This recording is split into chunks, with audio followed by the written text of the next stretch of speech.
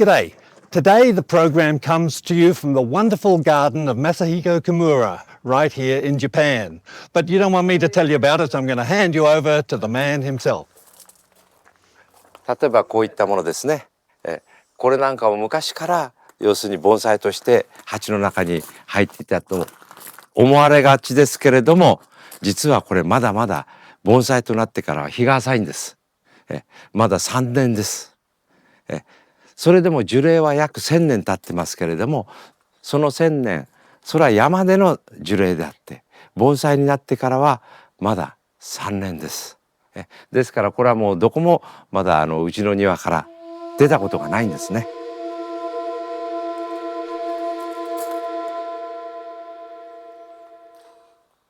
はい、それからこれですけども、これはやはり中国の桂林とか鉱山とか山峡とかそういったところに自生している松を盆栽として表現したものです。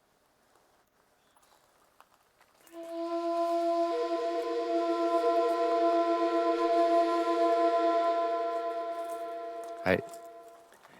次にこれですけれどもね、これなどはね、こういった形態のものというのはみんな石につけたんです。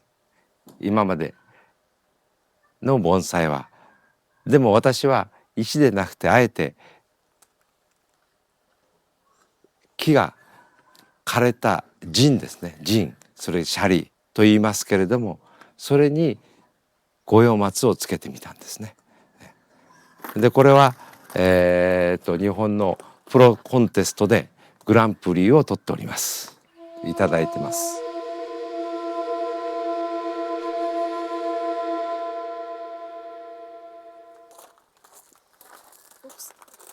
それじゃあいくつかを説明いたします。続いてこれですね。心拍。何か面白い形をしているように思いませんか？これは今から約10年前は一番上が根だったんです。でこの下の木が出ているところですね、これが頭だったんですね。ですから天と地を全くひっくり返してしまったんです。そうして作ったものなんですね。ただ世界の方はこれを見ればどのように作ったかというのは今は誰でも知ってます。はい。それほど有名になってしまったものです。はい。はい、次これです。これは相当古いように見えると思います。石にも苔が蒸しておりますね。これ、苔蒸して相当時代を感じる古いものと思うでしょうけれども、これは去年の3月に作った作品です。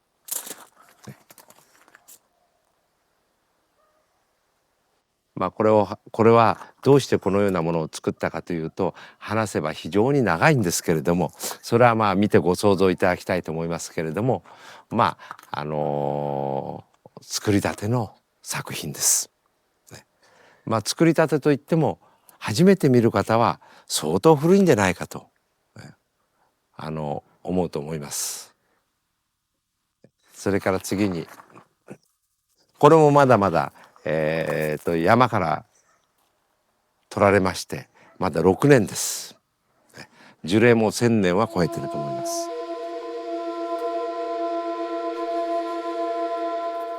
それから来ましてこの作品ですけれども、これは私が初めてコンテストに応募して、それで初出品で初受賞と、初めて出品してグランプリを取ってしまったんですね。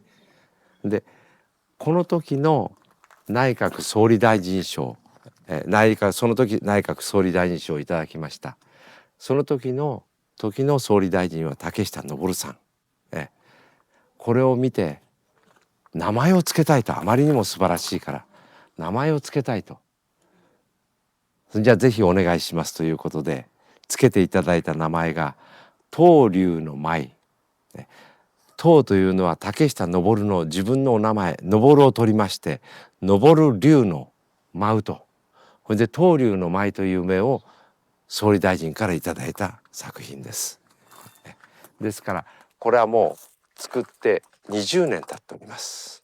I've long considered Masahiko Kimura's role in bonsai as being similar to that as Miles Davis in jazz. The modern master, defining new borders and boundaries with a degree of style and sophistication that was really unattainable to mere mortals. But actually, Miles got by on a limited technique, and it was his ideas and creativities that made him what he was. And it's Kimura's technique that's so dazzling that surely makes him more like a combination of Miles Davis and Wynton Marsalis all rolled into one. Masahiko Kimura has 5 apprentices and he runs a pretty happy workplace. I'm constantly dazzled by the quality of the young people that come to bonsai. And while Kimura clearly gets to pick from the cream of the crop, the people that he has working here are committed to a level of excellence. And it's worth noting that the light fluctuation here is the electricity fluctuating, which affects the power tools. If you've ever worked with power tools that are not running at a regular speed, you'll know what I mean. I asked about the reality of a Kimura apprenticeship. All right, my name is Ryan Niel. I'm 24 years old. I'm originally from Colorado, the United States. I went to school in California to study horticulture. And while I was studying in California, I met John Naka's first apprentice, who was Ben Oki, and worked with him a little bit, and he offered to bring me over and introduce me to Mr. Kimura. So he brought me over, introduced me to him. I told him I wanted to study with him, and he said, well, it's going to be difficult for a foreigner to come over here and study with me. So I went home. I ended up writing him a letter every month for about 2 years, asking him if I could study with him. And I finally got a letter back from him after about a year and a half, saying that I could come over and give it a try. So here I am. I've been here for closing in on 2 years now. And I wish I could say it's getting easier, but it seems like things just keep getting more and more complicated as the depth of understanding in the art progresses. We work every day, all day long, 8 o'clock in the morning till 11 o'clock at night. We get about a day off a month. So in terms of free time, you really don't have any. We all live in apartments close to the nursery. So that's been interesting as well, to deal with the social side of the Japanese culture as well as just the art of bonsai. But it's been a really cool experience. There's obviously, in my opinion, Mr. Kimura is the best in the world, and I think I share that opinion with a lot of other people. So to get to sit next to him and work with him every day has been a big honor for me, but also, an immense experience to learn bonsai and techniques and whatnot. But people always want to know, like, what's his secret? What is it that Mr. Kimura does? What makes him so good? Where does he get all these techniques? And I just have to say that probably the biggest thing that he teaches us is to use our head, because it's not like he refers to a book or anything when he's styling bonsai. It's all coming straight out of his imagination and straight off the top of his head. And he always says, if you can use your head, you can do anything. You just have to think. So probably the biggest thing that I'm learning as I go is to think, to use my head, to apply it to a lot more than just some concrete idea, and it's a slow but steady progression. So nothing happens really fast here. It's not like you wake up one day and you're good or anything. It is definitely a slow, kind of methodical work experience where you have to continually grind it out, and you have really, really down times and you have really, really up times. But all in all, when you looking back on almost 2 years now from where I started to where I've come, it's really shocking to me, but yet looking 4 years ahead to when I hope to be finished, and looking at where I am now, it doesn't feel like I'll ever get there. So no, but it's been pretty neat so far, and like I said, I plan on being here for a lot longer. So I'll be watching Ryan's career with great interest. Next time we've got Kimura on Kimura. Master Lin Feng Shu will show us how to palm fiber wire in the Yang style, and we'll have a glance around a Yang Zhao punjing market. That's next time on Lindsay Farr's World of Bonsai.